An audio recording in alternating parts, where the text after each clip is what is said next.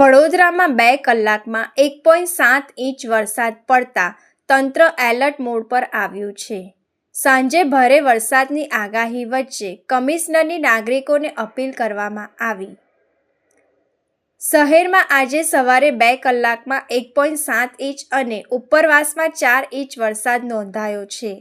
આ વરસાદથી આજવા અને પ્રતાપપુરા જળાશયોમાં પાણીની આવક વધી છે.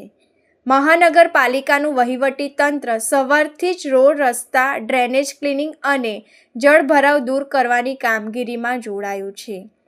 ફાયર ટીમો દ્વારા ઝાડ પડવા, જર્જરિત મકાન અને ફસાયેલા વાહનોના કોલ્સનો ઉકેલ લાવવામાં આવ્યો છે. હાલ પૂરની કોઈ સ્થિતિ નથી.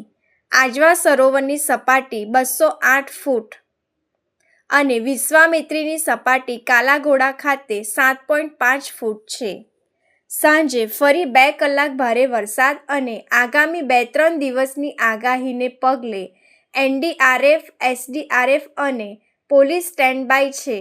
પબ્લિક એડ્રેસ સિસ્ટમ અને એલઈડી બોર્ડથી દર અડધા કલાકે રેડ એલર્ટની સૂચના અપાઈ રહી છે. ગૌરી વ્રતને ધ્યાને રાખી નાગરિકોને બિનજરૂરી બહાર ન નીકળવા વિનંતી કરાઈ છે.